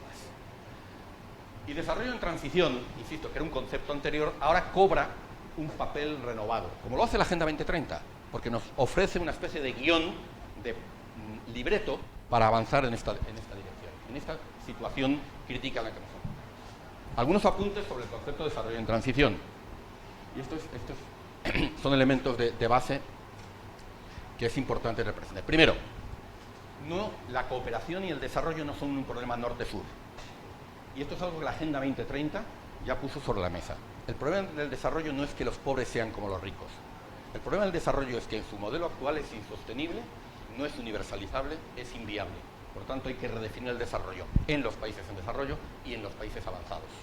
Nuestro modelo no es el modelo. Es un modelo que tiene que ser transformado. Por tanto, es una agenda universal. Y si es una agenda universal, no podemos discutirla en términos norte-sur. Ustedes hagan como nosotros y les vamos a dar ayudas para hacerlo. Sino sentémonos juntos y veamos qué reformas tenemos que adoptar todos, adaptadas a cada contexto local, para modificar un modelo que no es sostenible. Esto es una filosofía totalmente distinta que hace suya la Agenda 2030 y que hace suya desarrollo en transición. Porque desarrollo en transición quiere romper la lógica norte-sur tradicional de la cooperación al desarrollo. Lo que implica repensar críticamente las métricas tradicionales. ¿Cómo medimos el mundo? Porque medir el mundo es definirlo, es ponerle nombre. Y lo hacemos con los indicadores de renta per cápita del Banco Mundial. Países de renta alta, de renta media y países de bajos ingresos. Claro. ¿Y con quién se hace cooperación al desarrollo y quién se le da ayuda oficial al desarrollo? Con los países de renta media baja y con los países de renta baja, que están por debajo de un umbral más o menos arbitrario de renta per cápita que define el Banco Mundial. Si usted está de ahí, es elegible para la ayuda oficial al desarrollo. Si sale de ahí, se le gradúa y por lo tanto deja de recibirlo. A ello ha hecho referencia antes, con mucho detalle, Laura Orozco. Hasta ahora hablábamos, en realidad, para hablar de qué es el desarrollo, hablábamos de renta. Sí, sabíamos que hay desarrollo humano y que es multidimensional, pero a la hora de la hora clasificábamos los países y tomamos decisiones en función del nivel de renta. Y el nivel de renta es una métrica equívoca, profundamente equívoca. Y desde luego absolutamente inadaptada, oscurece más que aclara la cuestión desde la lógica universal con la que tenemos que trabajar. Una muestra de ello, si clasificamos los países por niveles de renta y graduamos como receptores de cooperación a los que están fuera de esos umbrales, ¿qué nos ha enseñado la pandemia respecto a esto? ¿La pandemia ha tenido en cuenta los niveles de renta a la hora de... y las decisiones que habíamos tomado anteriormente? Es decir, en realidad a la pandemia, que seas graduado o no graduado, no le ha importado mucho. Oye, ¿usted es graduado? Pues ahí voy. No. Permitirme, más allá de la broma, esta es una de las lecciones de la pandemia. El problema de la pandemia lo hemos tenido todos. Por supuesto, teniendo en cuenta asimetrías muy notables. Pero a la hora de cooperar no ha sido en modo alguno útil esa clasificación. Es más, cuando la Unión Europea ha tenido que acudir, por ejemplo, con vacunas, a apoyar a determinados países, se ha encontrado con que había graduado a ciertos países y tenía una restricción administrativa, legal, que le impedía hacer cooperación con esos países porque los habíamos graduado. ¿No? Entonces, hay que dejar atrás eso. Y esta es una de las cuestiones clave que plantea Desarrollo en Transición. Universalidad, superar esa lógica norte-sur, sin dejar de reconocer asimetrías. Esto es importante. Lo que implica discutir la arquitectura tradicional entre donantes y receptores de la ayuda. Nadie está tan mal como para no poder aportar, nadie está tan bien como para dejarle fuera de la ecuación. Todos tenemos obligaciones, todos tenemos derechos y esto es muy importante, que trabajar juntos. ¿Y por qué tenemos que trabajar juntos? Porque como nos ha enseñado la pandemia y nos ha enseñado el concepto de riesgo global, muchos de los problemas del desarrollo son transnacionales y tenemos que abordarlos colectivamente. Por supuesto, desde situaciones diferenciadas de partida, ¿no? Esto implica una visión que no se reduzca a la renta, indicadores multidimensionales de desarrollo, ¿no? y su medición, que tenga en cuenta las instituciones, el medio ambiente, una concepción más sistémica del progreso, que no se reduzca de nuevo al nivel de ingresos, y que entienda sus interacciones, y que sea al mismo tiempo capaz de reconocer diversidad de situaciones. Puede haber un país de renta media, pero a lo mejor, o renta media alta, pero puede tener un problema en el ODS 16, de seguridad ciudadana, muy serio. Pero como está graduado no hacemos nada. No. O digamos, como está graduado no hacemos cooperación y dejamos que sea la inversión privada y el comercio, que también los que cumplan ese rol, ¿no? En materia de seguridad ciudadana, ese país puede tener un nivel de renta más elevado, pero puede tener un problema. Y hay otros, a lo mejor con un nivel de renta más bajo, que tengan capacidades, enseñanzas, saberes que puedan serle útil a ese otro país, aunque esté en una situación de renta peor. Y algo parecido podemos decir respecto a las situaciones en materia de cambio climático o el mix energético. Hablábamos, basándonos en la renta, de que lo que frenaba el avance de la América Latina eran las llamadas trampas de ingreso medio. En realidad, desde el enfoque de desarrollo en transición, y con esto ya sí termino, hay 4 trampas interrelacionadas. Tenemos que entender esas 4 y sus interacciones. La primera es la trampa de la productividad, ¿no? Los niveles de renta más bajos de América Latina no son solamente consecuencia de la explotación, de la dependencia es que la productividad es muy baja, ¿no? La productividad por trabajador. Y hay que avanzar en productividad. Y ello se debe en gran medida a la estructura de exportaciones muy basada en los sectores primarios y extractivos y a un patrón de inserción en las cadenas globales de valor donde hay poco valor agregado. Se exportan las cosas muchas veces casi en bruto, ¿no? Esto tiene consecuencias distributivas y fiscales. Distributivas, no hay este es un viejo problema en el desarrollo. ¿Para qué vamos a pagar salarios altos si vendemos en el exterior? ¿Qué interés tenemos en pagar salarios más altos que estimulen la demanda interna si en realidad las rentas proceden del sector exportador? Lo que dificulta estructuralmente los pactos keynesianos, digamos que en otros lugares pues han sido factibles, ¿no? Consecuencias fiscales. Si los ingresos fiscales son muy dependientes de las exportaciones de materia prima, entonces son vulnerables al ciclo y además son profundamente regresivos. Permítanme que lo ilustre con un ejemplo muy elemental. A ver, técnicamente, una situación hipotética. ¿A quién pertenece el petróleo de los mexicanos? ¿Quién es el titular del petróleo de los mexicanos? El que está en su suelo. Los mexicanos. Para no complicar la cuestión, no voy a introducir a los mexicanos del mañana, a las generaciones futuras que algún derecho tendrán sobre el petróleo de hoy. Me voy a limitar a los mexicanos de hoy, ¿no? Luego, desde esa perspectiva, ¿a cuánto petróleo tiene derecho el señor Carlos Slim y el mexicano más pobre? Técnicamente al mismo petróleo. Por lo tanto, ¿qué es lo que ocurre en términos fiscales si financiamos al Estado extrayendo una parte de la renta petrolera para financiar al Estado? ¿Esto es un impuesto progresivo o regresivo?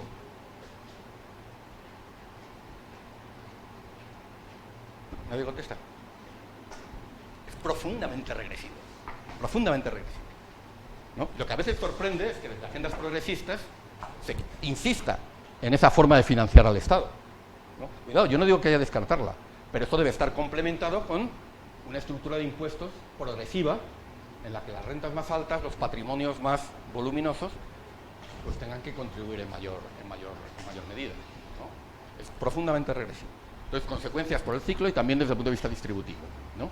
Ahí, en esta agenda de productividad, el papel decisivo corresponde, entre otras cosas, a la educación y las capacidades. Por supuesto, a la transición digital, a la incorporación de tecnologías. Pero para incorporar tecnologías digitales hacen falta competencias digitales. Y esta es una gran asignatura pendiente y se hablará en estos días también. Bueno, asignatura pendiente, nunca mejor dicho. Trampa medioambiental, modelo productivo muy extractivista, intensivo en materias primas y recursos naturales, demandado, por supuesto, por las economías más ricas, ¿no? Tenemos ahí nuestra responsabilidad, ¿no? Que es difícil de abandonar a pesar del riesgo de agotamiento de los recursos y que no permite, además, cumplir con los compromisos internacionales frente al cambio climático, ¿no? Por tanto, hay que hablar de una transición ecológica que, incluso sabiendo que tenemos petróleo en el suelo, a lo mejor conviene no explotarlo, porque dentro de unos años será un recurso barato. Este es un debate de hoy, en Argentina, en México, en otros lugares. Trampa la de desigualdad.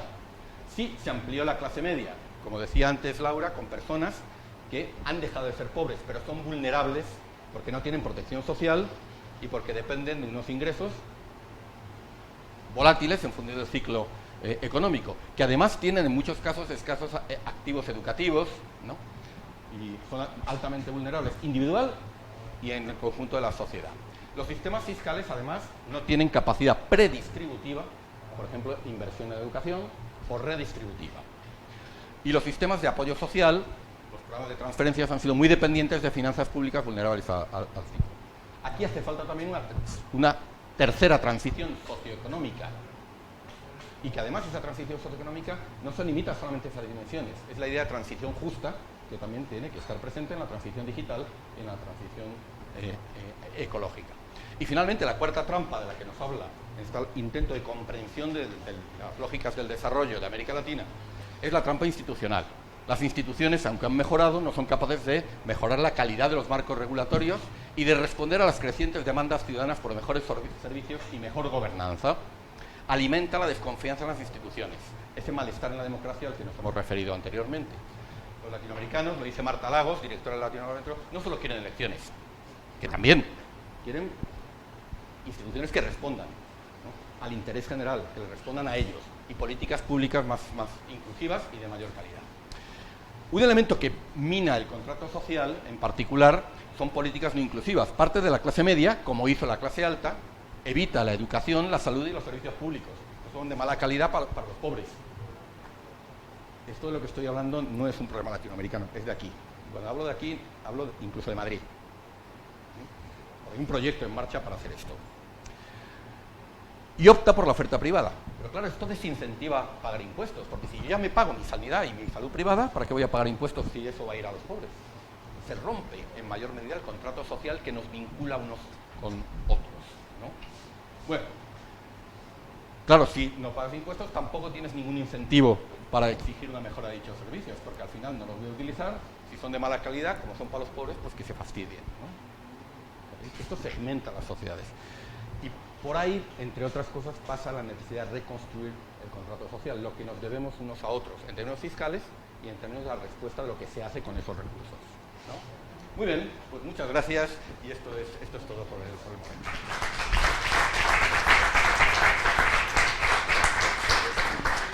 Espero que no me acusen por derechos de autor por utilizar esta viñeta. Bueno, preguntas o comentarios, por favor. Sí, directamente, gracias. Sí. Utilicemos el micro para la transmisión, por favor. Bueno, muchas gracias. Yo voy a hablar directamente desde la perspectiva de mi país, Ecuador.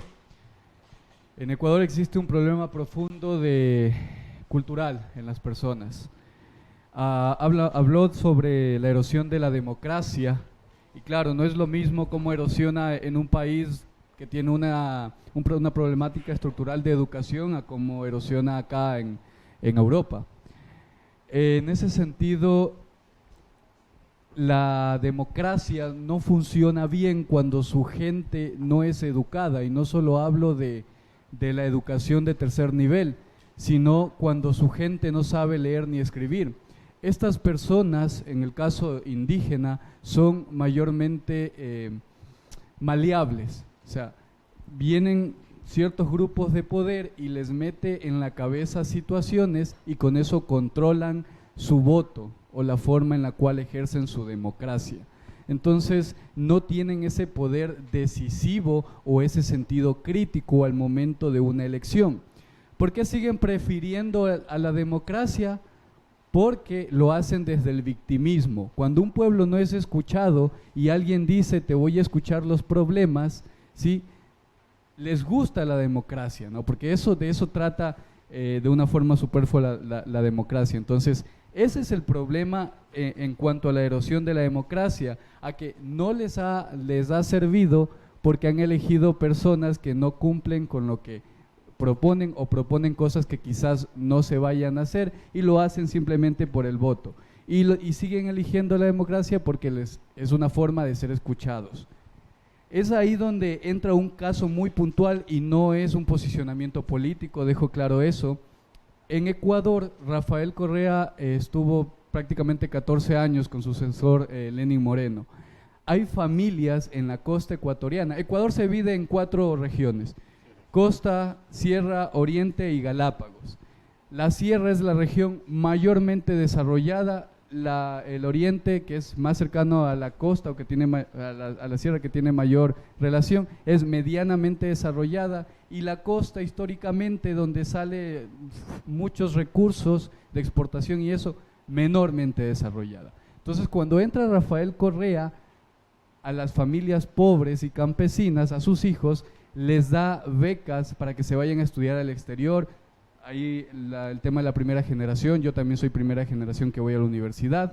Entonces, ¿qué es lo que pasa ahí? Estas personas crean una especie de enamoramiento a Rafael Correa, y hasta la fecha que Rafael Correa vive en Bélgica, tiene un poder político en Ecuador inmenso, simple y llanamente por esta situación. Entonces son personas que no tienen un criterio formado y simplemente porque vino un presidente e hizo lo que tenía que hacer, de dar becas y mandar a estudiar a sus hijos, su democracia está sesgada a esa situación. Entonces, yo en este sentido quería preguntarle, está muy bien el desarrollo en transición, es cómo a través de la cooperación externa evitamos o mejoramos el tema estructural educativo para que se ejerza una democracia más objetiva, dando este preámbulo, ¿no?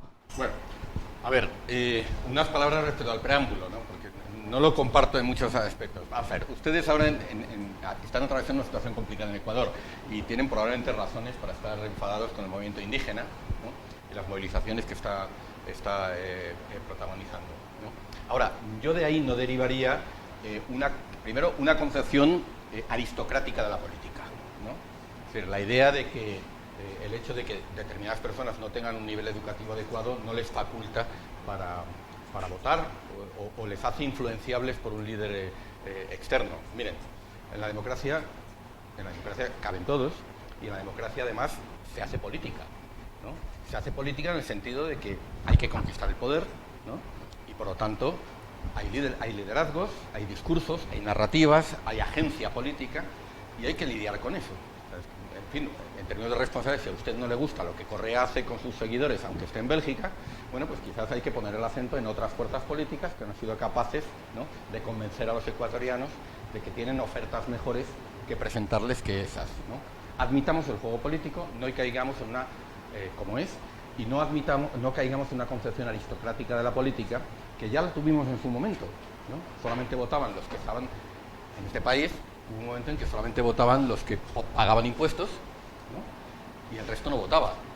Y esto hoy lo entendemos como una democracia limitada, censitaria. Y también hubo un momento en que solamente votaban los que sabían leer y escribir, ¿no? Y al final pues eso era un mecanismo de reproducción de las élites y de unos determinados intereses. La democracia tiene que ser inclusiva. Ahora, hay una reflexión en teoría política, y me meto en un terreno que no es el mío, y además lo hago con temor porque aquí hay doctores que no de la Iglesia, ¿no?, en ciencia política, pero es la idea de que para que una democracia sea una democracia plena tiene que estar basada en la autonomía de los individuos. Los individuos tienen que poder adoptar decisiones autónomas Y esto obviamente tiene implicaciones no solamente en términos de reflexión, de crítica, de educación, sino también en términos socioeconómicos. Sabemos, por ejemplo, que aquellas personas que están ocupadas en el sobrevivir día a día, ¿cómo pueden? No podemos esperar de ellas ni una reflexión política muy sofisticada, ni tampoco podemos esperar de ellas un comportamiento autónomo en términos, por ejemplo, de la aparición del clientelismo político, que es un fenómeno que...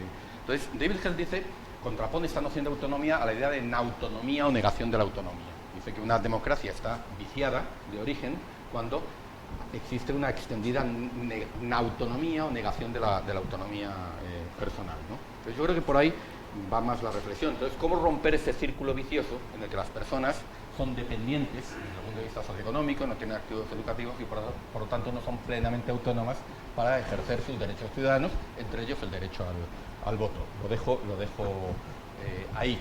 Respecto a los mecanismos de cooperación internacional, preferiría, si me permites, que los abordásemos esta tarde, porque justamente esta tarde la mesa redonda es sobre eso y mi intervención está centrada en cómo se hace cooperación en lo concreto en el marco de desarrollo en transición, que tiene que ser de una manera distinta a la lógica norte-sur con la que lo hemos hecho hasta ahora. Gracias.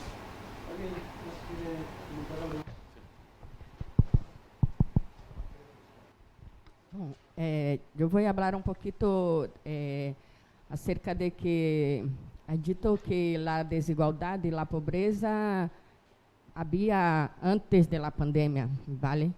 E principalmente em los países da América Latina, não? É certo que em período de 2006 a 2016 houve um crescimento significativo em el PIB, em crescimento da economia em la América Latina, pero es necessário também falar que as políticas de investimento em la educação, em las políticas de fomento à inclusão social, ¿no? O período que melhor tivemos em la América Latina foram os períodos que tínhamos governos populares, comprometidos com a igualdade.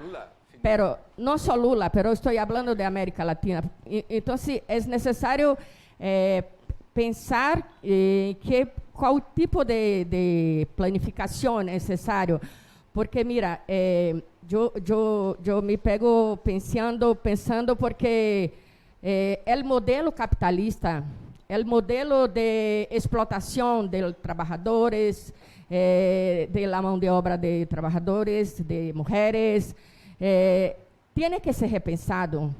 Eu creio, não tem que repensar o modelo econômico, político e social também para que se cambie a questão econômica da América Latina. Então, é necessário também pensar nisso, porque se temos um governo como o de Bolsonaro, como de outros países populistas e que cortam o investimento da educação e das políticas sociais, é claro que a crise e a desigualdade se acentua ainda mais. Não? Então, eu creio que é por aí.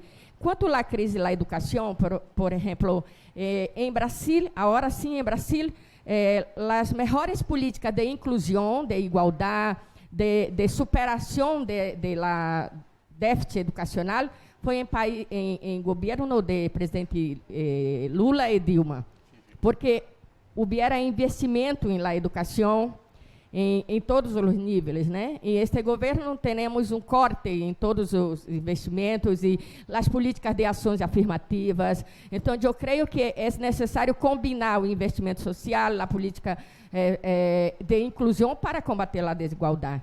E por último, as mulheres em la pandemia, antes da pandemia e depois da pandemia, foram as mais afetadas, as mulheres negras, as mulheres indígenas, as mulheres pobres. Então, eu creio que tem que ter uma política de inclusão para a maioria das pessoas que são mais desfavorecidas. Sí, totalmente de acuerdo, muy breve. A ver, aunque hay variaciones en cuanto al peso relativo de cada componente, lo que sabemos del periodo del 2004 al 2016, de ese decenio, ¿no? Fue un decenio de fuerte crecimiento económico en América Latina, fue un decenio de fuerte crecimiento del empleo, de mejora de los salarios, fue un decenio de expansión de las clases medias, de reducción muy notable de la pobreza, no tan notable de desigualdad, pero también un poquito. Es probablemente uno de los mejores periodos que ha tenido en los últimos 30, 40 años América Latina en términos económicos y sociales. Y sabemos, digamos, insisto que hay diferencias según los estudios, que 2/3 partes de esa mejora social son atribuibles al crecimiento económico y a las mejoras en los empleos, y 1/3 parte a los programas redistributivos que se adoptan en ese periodo, en los cuales particularmente Bolsa Familia y lo que lo rodea son modélicos, ¿no? Los programas de transferencias monetarias condicionadas, etcétera, etcétera. Así que completamente de acuerdo con lo que has señalado. Pero, ¿esto por qué se debe? Porque yo creo que aquí hay que salir de América Latina y verlo en perspectiva global. ¿Por qué ese crecimiento se produjo? ¿Y por qué deja de producirse en 2016? Porque de ese crecimiento dependen 2/3 partes de manera directa de las mejoras que se habían producido, y la tercera parte restante de los programas sociales es muy contingente a los ingresos fiscales que tienen que ver con el crecimiento económico anterior. Entonces, lo que yo he tratado de trasladar es que no podemos pensar ese ciclo de las commodities, ese ciclo de las materias primas y ese ciclo de crecimiento fuera de las dinámicas de la globalización. O sea, lo que vemos a partir de 2000, a escala global, es un crecimiento espectacular, aún más espectacular, de China. Y China se convierte en la factoría global. Nosotros, de hecho, en nuestro lado hemos visto también ese proceso en términos de cierre de empresas industriales, porque era mucho más barato producir en China. Y si alguien tiene una duda, que abra su bolsa y que mire las etiquetas de dónde están hechas las cosas, ¿no? Esto ha sido espectacular. Y claro, las materias primas que antes se dirigían a los países ricos, ahora se reorientaron, ¿no?, en términos sur-sur, a los países asiáticos. Entonces, cuando uno examina los cambios en la estructura económica y en la estructura exportadora de América Latina en el periodo 2000 a 2016, el gran cambio es lo que CEPAL llama el proceso de reprimarización.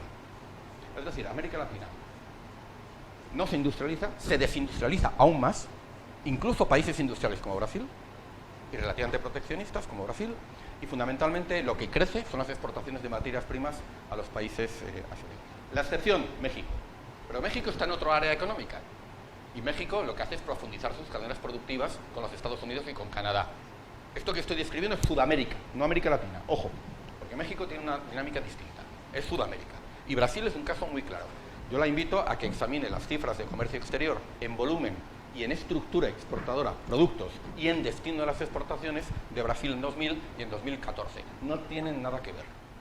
Y hay varios hechos, pero el más importante es la aparición de China como principal destino. Claro, esas materias primas se procesaban en China y se exportaban luego al resto del mundo, ¿no? Entonces, eso es lo que se detiene en 2016. Entonces, siendo cierto todo lo que señala, el problema es que durante ese ciclo de bonanza exportadora, América Latina no hizo las reformas para transformar sus sistemas productivos. Profundizó las vulnerabilidades estructurales que tenía en términos comerciales y en términos financieros. Entonces, yo recuerdo los debates de ese periodo, incluso con colegas de CEPAL. En CEPAL había dos escuelas de pensamiento sobre esto. Si te ibas a la División de Desarrollo Productivo Empresarial, de la cual, por cierto, a la cual prestaban más oídos la secretaria ejecutiva, Alicia Bárcena, decía: peligro, reprimarización, ojo, y volvían a colocar sobre la mesa la tradicional agenda industrializadora latinoamericana. Pero si te ibas a la División de Comercio e Integración Regional, donde estaba un chileno, Osvaldo Rosales, ¿no?, decía: esta vez es diferente, ¿no? Esta vez no es la repetición de los ciclos históricos de materias primas que América Latina ha tenido, del caucho, del petróleo, del estaño, del cobre, que todavía sigue, ¿no? Esta vez es diferente. ¿Por qué? Porque Asia se ha convertido en la locomotora económica mundial, eso no va a parar, va a seguir creciendo, y por lo tanto América Latina puede estar segura de que este ciclo es diferente y no se va a terminar. Algo de eso hay también, en cualquier caso, porque el cobre está con los precios que tiene, en fin, ahora con la revolución verde. Claro, pero el litio, ¿qué va a ser el litio? ¿Un nuevo ciclo exportador que se agote cuando inventemos otra cosa para las baterías? Porque se inventará. O nos pasemos al hidrógeno y dejemos de... Ya hemos visto estos ciclos. Entonces, ese debate ha sido un debate muy importante. Y es un debate que hay que tener en cuenta. Porque una de las cosas que yo creo que se le puede pedir a los gobiernos, o que se le debe pedir a los gobiernos progresistas, es que hagan reformas estructurales cuando las condiciones son más favorables. Y en ese periodo las condiciones fueron extraordinariamente favorables porque había superávit por cuenta corriente, no había problemas de financiación, Pero claro, cuando tienes que hacer una reforma fiscal para hacer a las finanzas públicas más resilientes, si ya tienes ingresos de las exportaciones de materias primas, pues a lo mejor entrar en un enfrentamiento directo con los grupos más ricos, pues ¿para qué? ¿No? Entonces no se hicieron esas.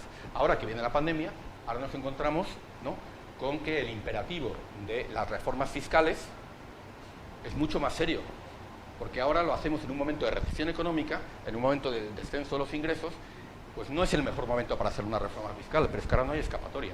Miren, pequeña coda final. Tenemos un proyecto en el que hemos encargado algunos papeles, en el que vamos a tratar de analizar los futuros de América Latina y lo vamos a hacer deliberadamente pensando en utopías y distopías. Es decir, utilizar como juguete heurístico, ¿no?, un poco estas dos imágenes. Bueno, luego solo matizamos un poquito, ¿verdad? Entonces, miren, un escenario utópico es el que en parte propone desarrollo en transición, una utopía razonable, un desarrollo más equilibrado, con reformas fiscales, en el que se invierta en educación, ¿no?, se puede de esta manera mejorar la capacidad, materializar derechos, todas estas cuestiones, ¿no? Y las sociedades latinoamericanas serán más inclusivas, los sistemas políticos se fortalezcan, la democracia, no solo en su contenido electoral, sino en su contenido sustantivo de derechos económicos y sociales, salga adelante, se renueven los pactos sociales, hay un nuevo contrato social. Esto es lo que queremos. Pero si esto no se produce, hay distopías también. Y la distopía es, ya la ha habido en otros momentos, es una respuesta militarizada y represiva a las crecientes demandas sociales y descontento social, ¿no? A mí una cosa que me preocupa particularmente es, incluso en el imaginario, en relaciones internacionales hacemos ahora, hay una escuela de pensamiento que hace visual politics, ¿no?, y analiza la forma en la que se comunica. Fíjense cómo han respondido los gobiernos latinoamericanos cuando ha habido protestas sociales. Hay una imagen que se reproduce casi de manera pautada y adquiere significación cuando las yuxtaponemos y vemos que no es una respuesta individual, sino que forma parte. En ciencias sociales trabajamos con el isomorfismo. Cuando un fenómeno se repite muchas veces, entonces decimos, aquí hay algo, ¿no? Fíjense las imágenes cuando ha habido protestas sociales. ¿Qué es lo que aparece? El presidente del país en una sala de mando rodeado de gente vestida de camuflaje y sacando el ejército a la calle. Y esto varía por países, pero incluso México hay una cierta tendencia a la militarización que nos preocupa de la política, ¿no? Entonces, esta imagen visual también nos alerta respecto a lo que, vamos a ver, hay en América Latina algunos países que son más sofisticados, pero todavía responden en su espina dorsal al modelo del Estado oligárquico del siglo XIX. Hay un cascarón de instituciones, el ejército, y entre medias, para mediar cuando hay conflictos distributivos, no hay margen, no hay espacio fiscal para redistribuir, pactar, negociar, no hay diálogo social. Entonces, en cuanto que las cosas se ponen un poco complicadas, no hay ni mesa de diálogo, ni hay con lo que dialogar. Entonces, ¿qué es lo que se hace? Se saca la tropa. Si hace falta, o sea, estoy simplificando deliberadamente en aras de la claridad, pero ese no es el escenario que queremos. Y cuando ha habido otros momentos, en historia no hay analogías, pero cuando ha habido otros momentos históricos, miren ustedes, después de la crisis del 29 y en la Gran Depresión de los años 30, América Latina conoció uno de sus ciclos más infamantes de gobiernos autoritarios y fue en respuesta a demandas sociales que la recesión económica no podía responder. Y el Estado oligárquico sacó el recurso del que disponía, la violencia represiva, ¿no? Entonces, insisto, estamos en un momento distinto, ¿no? Estoy simplificando al máximo el argumento, pero cuando hablamos de escenarios distópicos, también tenemos esto, ¿no? Un último apunte. A todos estos elementos estructurales se le añade un factor de agencia, y es que por razones ideológicas el gobierno de Bolsonaro ha sido particularmente agresivo contra la educación superior. Y además le gustan muy poco las ciencias sociales, en particular. ¿Verdad? Una última pregunta, creo que un breve comentario. Cuando hablábamos justamente de que la militarización del Estado como respuesta a estas manifestaciones sociales, sí vemos militares en muchos países como represores, pero también militares que cuando ven, o cuerpos militares, o sectores, grupos que cuando ven sus derechos o sus privilegios afectados, también participan del juego electoral con partidos políticos, y eso también lleva a una militarización del Estado o una derecha neopatriota. Sí, muy rápidamente. De hecho, tenemos justamente un pequeño grupo de trabajo trabajando sobre uno de los elementos de esta discusión sobre deterioro, erosión de la democracia, que es la militarización de la política en América Latina y el de las relaciones cívico-militares. Por supuesto, partiendo de la base de que estamos en una discusión totalmente diferente a la que tuvimos en los años 90, con la agenda de consolidación democrática, que consistía en reducir la autonomía militar, hacer frente a los problemas de impunidad que se habían heredado de las dictaduras, reducir la autonomía militar y subordinar a los militares al poder civil. Esa era la agenda de los 90. Hoy la agenda es distinta, pero fíjate que el problema de la militarización de la política está muy bien repartido a lo largo de todo el espectro político, porque tenemos ejemplos de militarización de ultraderecha, como es el caso del recurso a los militares por parte de Jair Bolsonaro, y tenemos el caso de Venezuela, si es que eso se puede calificar como izquierda, ¿no? En el que el poder militar es en definitiva el que sostiene al régimen de Maduro, cada vez más carente de un apoyo social que lo tiene, pero que es muy extraordinariamente reducido, ¿no? Entonces, esto daría como para un seminario, pero este es un fenómeno que nos preocupa en relación con lo anterior, ¿no? Seguimos a la tarde. Muy bien, muchas gracias de nuevo a todas y todos.